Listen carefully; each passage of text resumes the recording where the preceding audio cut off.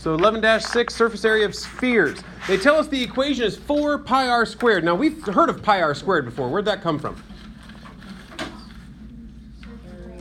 Area of a circle. And so they're saying that somehow we have 4 circles in the surface area of a sphere.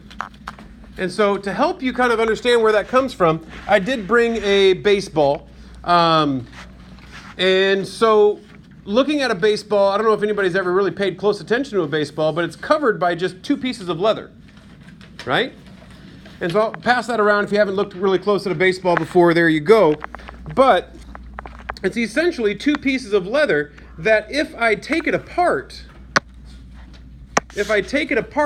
and unfold it, it doesn't quite look like this, but it's a good visual for you, is that you have the 2 pieces of leather that will kind of come out and look like this.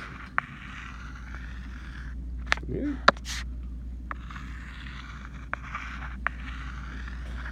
Close enough.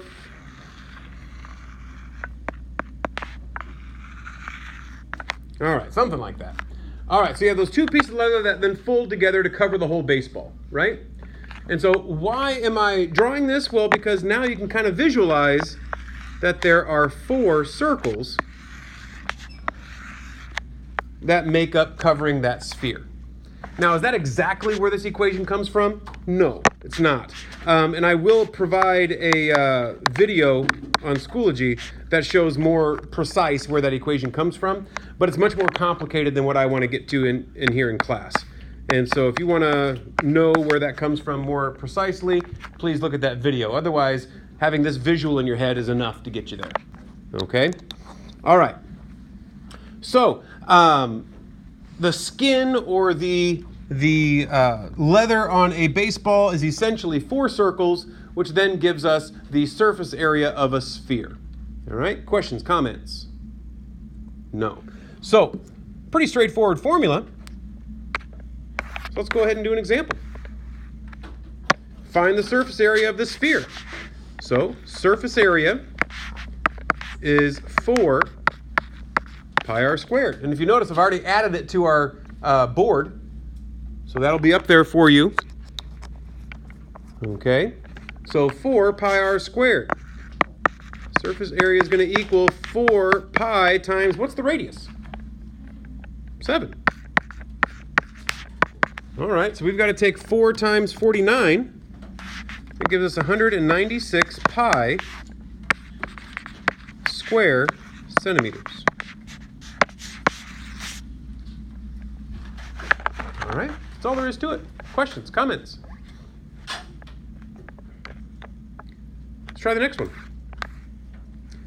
Next one's a little bit different because now they're asking us to solve for the diameter, but they give us the surface area. So again, what's the surface area formula? Yeah, 4 pi r squared. Here's the thing though. I keep telling you guys to write the entire equation. Many of you are still just writing the expression. You're just writing down 4 pi r squared. You need to write down SA equals 4 pi r squared. Because if you don't get in the habit of doing that, then problems like this become far more difficult than they have to be. Because if you just write down 4 pi r squared, then you're like, well, what am I supposed to do with that surface area? But if you write down the entire equation, you see, oh, well, why don't I just take this and plug it in for that?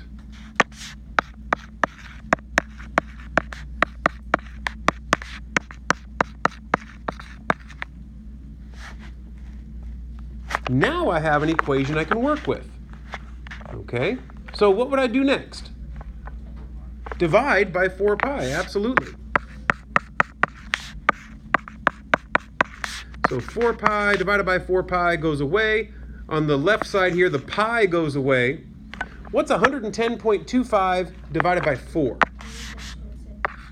27 point... Oh, yeah, 27, yeah? 0.56 what? 25.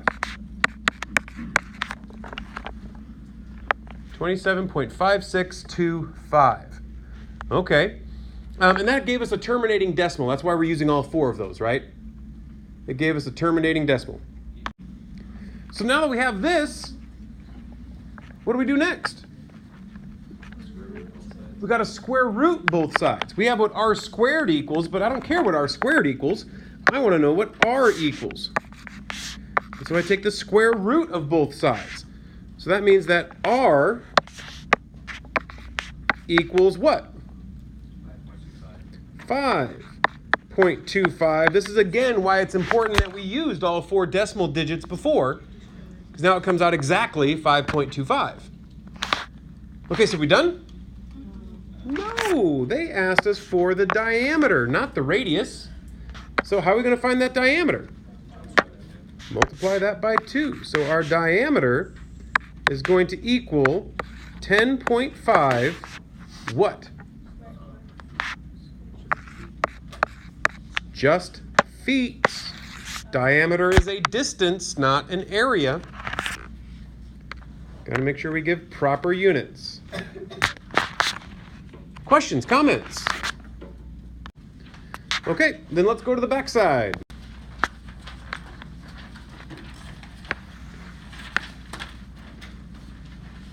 All right, on the back side, we're finding surface area of composite solids. Composite solids, that just means solids that are made up of other solids, okay?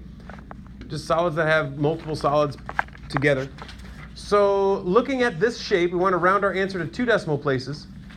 We want to find the surface area. So what surfaces can we touch on that solid? Okay, I heard half of a sphere. I agree. I'm going to write down 1/2 sphere. Plus a label, plus a circle. What's the radius of that circle? Okay, now here's the issue I'm seeing on people's quizzes from yesterday. First off, many of you need to practice not so much with shapes like this, but with prisms. You need to practice counting how many rectangles you have going around the shape. Okay? Really make sure you're focusing on every single surface that you can touch. Some of you are missing surfaces. The other thing is, if you're writing this correctly, which again, many of you are doing this part right, but then you're translating that into an equation incorrectly. We need to study your equations. Yes, I'm going to give you the equations just like that on the board. But I'm not going to tell you what they're for. That's for you to know. You've got to study that stuff. You've got to study that stuff. So our surface area is going to equal half of a sphere, which today we found out is 4 pi r squared, plus the label. How do I find the area of the label? 2 pi r h, plus a circle. How do I find the area of a circle? Pi r squared.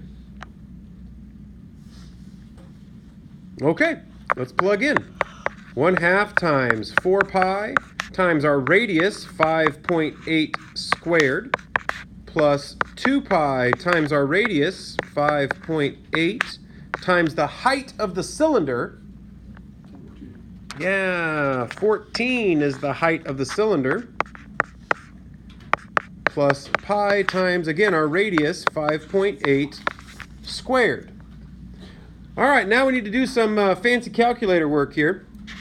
So let's see here. I have 1/2 times 4, that's 2. I'm going to take 2 times 5.8 squared. That gives me 67.28. Don't forget times pi. Plus, I have 2 times 5.8 times 14. That gives me 162.4 times pi. Plus 5.8 squared, which is 33.64 times pi. All right, so I did that. I'm trying to simplify my work in the calculator, so I did part of it first. At this stage, you could just type that into your calculator. Make sure to go ahead and put these things in parentheses just to make sure your calculator knows exactly what you mean. Okay? If it was me, what I would probably do is factor out the pi. And what I'm left with is 67.28 plus 162.4 plus 33.64. Now I could add all those up right now, but I don't have to because I'm going to use my calculator anyways. And plug that into my calculator. So pi times, and then in parentheses, 67.28 plus 162.4 plus 33.64, and that gives me an answer of 827.24 square feet because we're finding an area.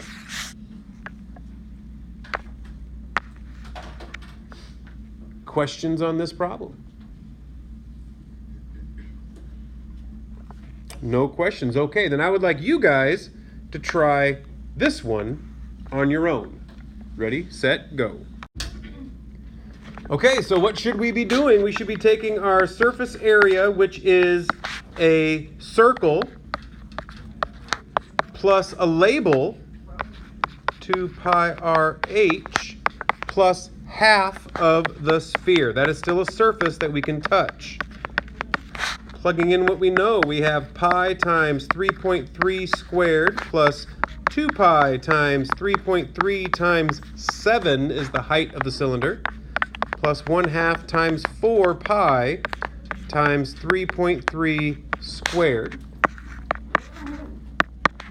And if you plug that into a calculator, we should be getting 247.78 square inches. Questions on this? Again, this showing that that surface going into the cylinder, it makes no difference. It's still just half a sphere, so we're still just adding that surface on, right? Okay, we do have one more example that I'd like to cover.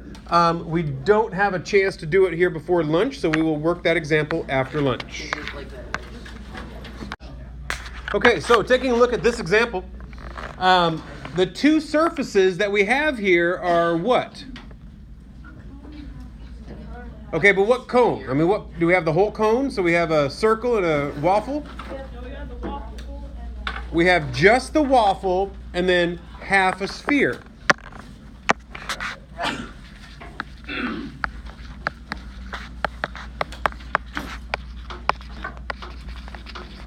Okay, waffle plus half a sphere. So, to find the surface area, how do we find the area of the waffle? Pi RL. Pi RL.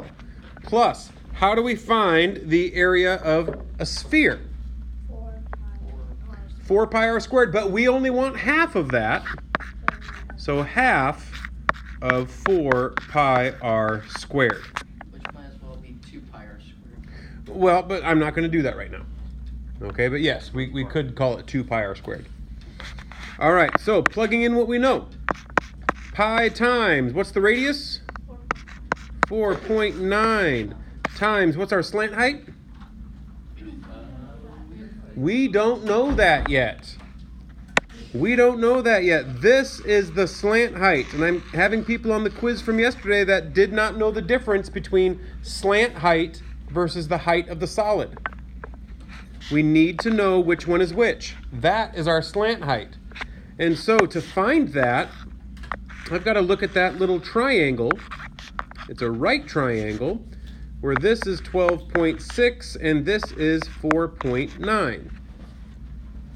Okay, so grabbing a calculator, when we plug that in, we should find that our slant height is approximately 13.5192. Right, we're using the Pythagorean theorem for that.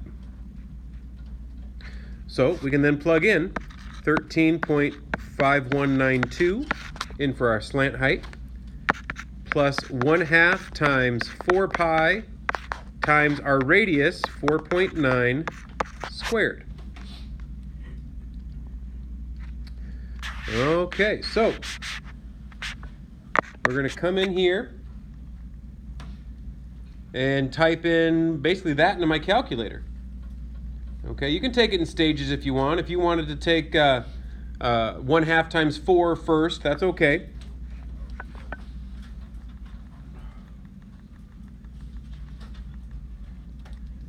All right, but we should be getting 358.97 square centimeters. Any questions on that? Anybody having difficulties getting that answer on your calculator once you've plugged everything in?